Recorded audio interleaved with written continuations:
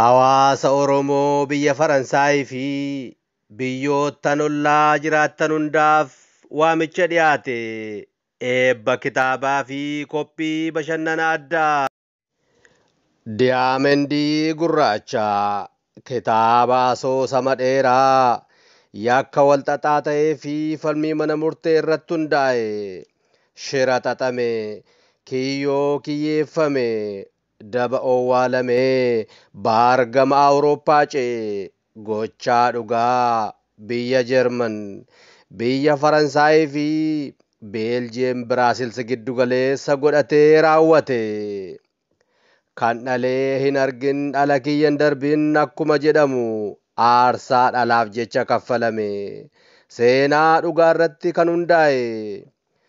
Abukaatoo beekamaa kaleessaa biyya Awurooppaa irratti daandii gubbaa jiraatee fi seenaa ajaa'ibaa biyya isaa boonsuu dalage keessatti argitu. Jaalalli lubbuu godhatee meellaan osoo deemuu ija keessaniin argitu. Jaalala moofomne, jaalala dulloomne, jaalala qiinqaniin hin nyaanne. Gaarri kattaa qabaa roobus lolaan dhabuu. Hormi baay'ee qabaa ansi malee hin qabu jechuun onnee jaalalaaf mo'ame jaalala mararfatu keessatti argitu.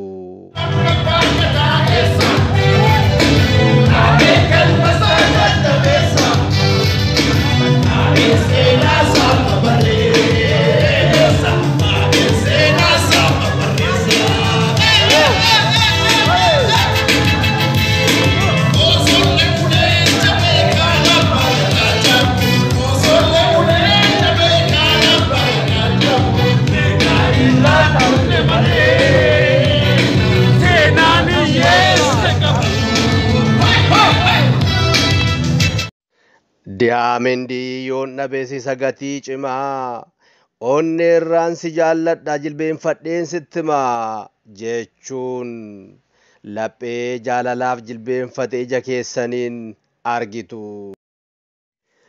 Kitaabni kun jechoota Oromoo ganamaan kan guutamedha. Safuu, aadaa fi duudhaa Oromoo haala jireenya hawaasa addunyaa yeroo ammaan wal simsiisee kan dhiyeessedha. Kana qofa miti. Kitaaba kana hanga xumuraatti kan dubbise kolfa dharraa ba'a. Kitaabni kun seenaa Oromoo, seenaa hogbarruu Oromoo keessatti gumaacha addaa akka qabu gonka hin shakkinaa. Barreessaan kitaaba kanaa obbo Tinaaboon Nagaasaa Waaqjiraa abukaatoo fi gorsaa seeraa turanii.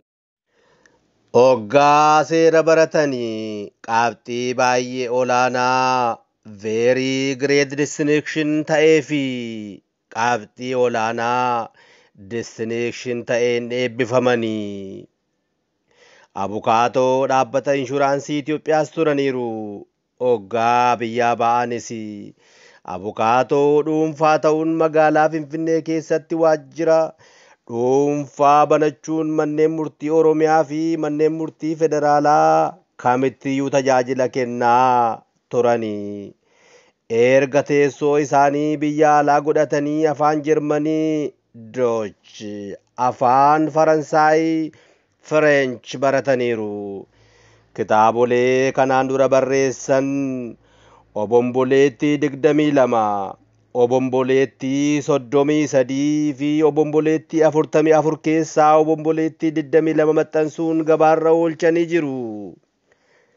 Diyaamendii Gurraachi muuxannoo barumsaa fi ogummaa biyya ormaatti argatan waliin dabaaluun seenaa qabatamaa irratti hundaa'ee kitaaba barreessanidha.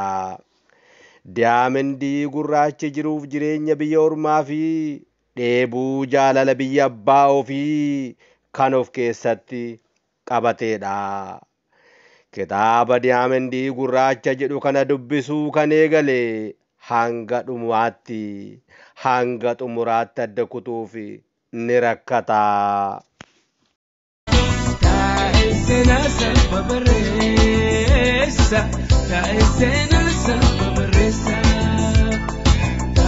Sena sa babaresa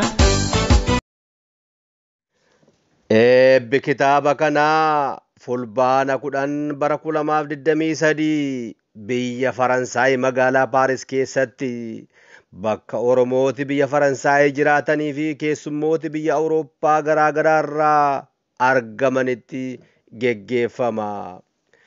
Guyyaa kana wal argaan magaalaa bareedduu addunyaa magaalaa Paaris irratti haa ta'u fulbaana 10 bara 2023 sa'aatii laaqanaa sa'aatii 12 irraa eegaltanii akka argamtan affeeramtanii jirtu.